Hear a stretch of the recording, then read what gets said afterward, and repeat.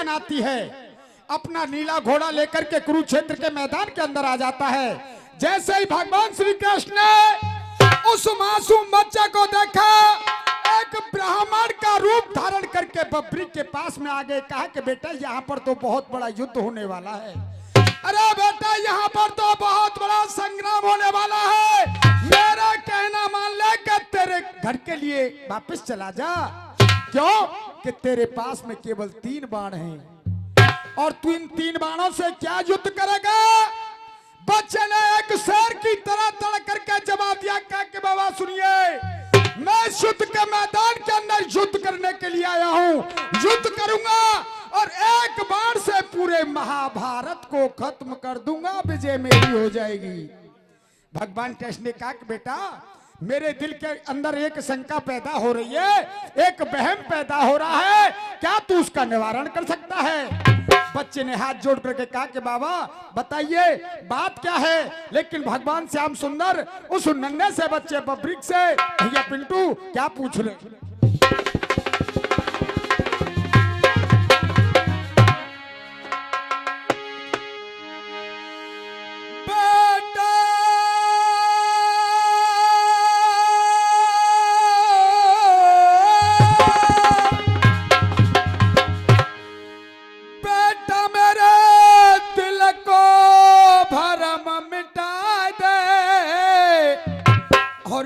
कृष्ण को काल बता दे।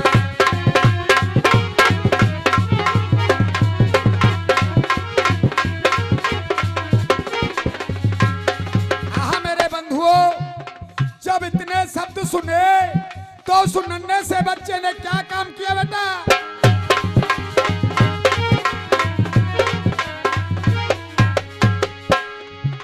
इतनी सुन के बबरी कने धनुष पे बाण चढ़ायो है।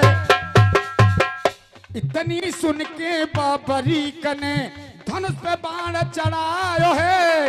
छोड़ो तीनों लोकन में पाताल फोरन कसायो है। मनमोहन के तलबा में आए के फिर वो तीर समायो है। देख वीरता बबरी की मनमोहन घबरायो है। भाई मनमोहन, और ये हमारे बाबा साहब पुरस्कार दे रहे हैं, इनके लिए बार बार धन्यवाद। और ये 51 रुपए का पुरस्कार शिव कुमार हमारे भांजे राजा जी हैं, ये दे रहे हैं, इनके लिए बार बार धन्यवाद। बंधुओं, बाण तलबे में आकर के निशान कर देता है। सज्जनों, अब तो भगवान श्याम सुंदर घबराने लगे, सोच रहे कि ये बच्चा जो बोल रहा है ना वैसा ही कर देगा।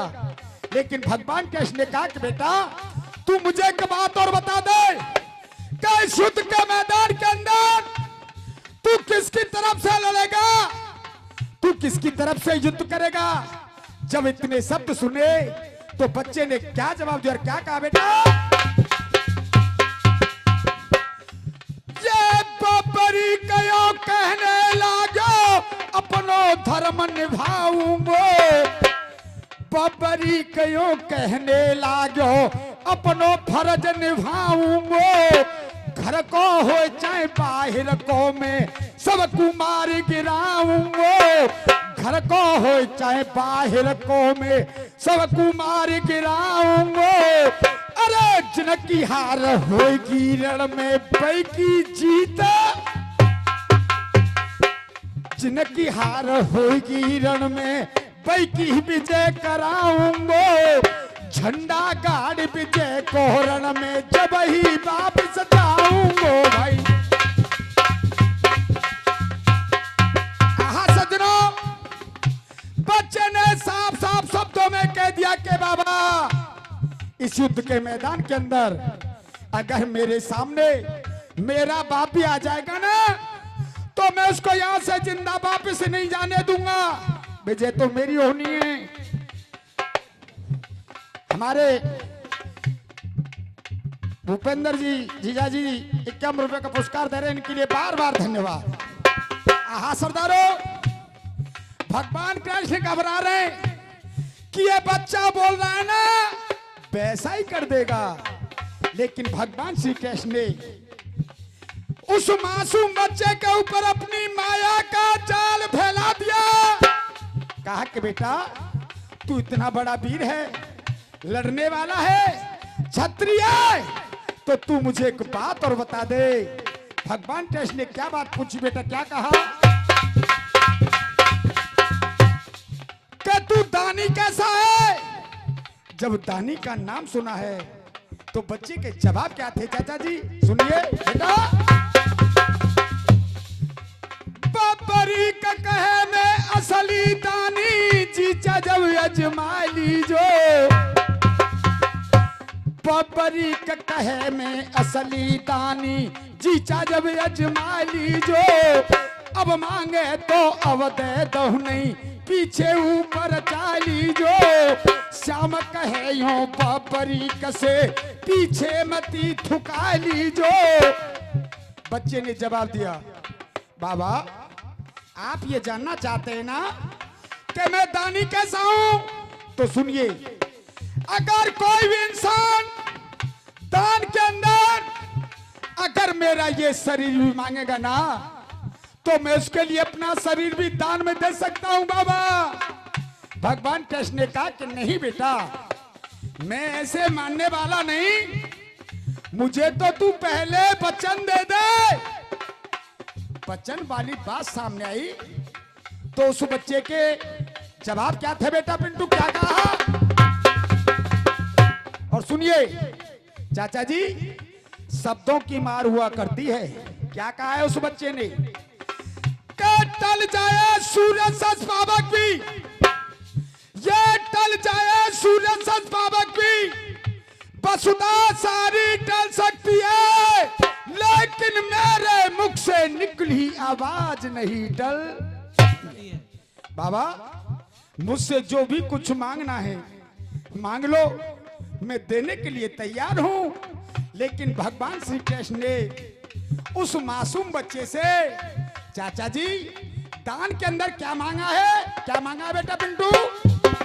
विजय अंजलि मंच में आए। बबरी कहे में असली दानी, जीचा जब अजमाली जो तू असली दानी है, बेटा काट किसी सगाई जो, बेटा काट किसी से। भगवान कृष्ण ने कहा कि बस बेटा मुझे कुछ नहीं चाहिए, अरे मुझे दान के अंदर केवल तेरा सर चाहिए। जब इतने शब्द सुने तो उस मासूम बच्चे के आंखों में आंसू आ गए, रो गया। कहा कि अरे बाबा आज आपने मेरे साथ में अच्छा नहीं किया है, लेकिन मैंने आपसे वादा किया है ना, उसको अवश्य पूरा करूंगा। केवल 2 मिनट बची हैं और अंतिम कड़ी है। वो छोटा सा बच्चा बबरीक रो रो करके भगवान श्याम सुंदर से एक बात कह रहा है बेटा, कैसे?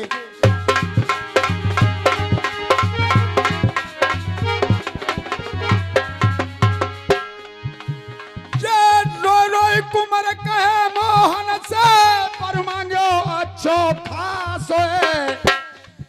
रो रो कुमार कहे मोहन से, पर मांगो अच्छो खासो।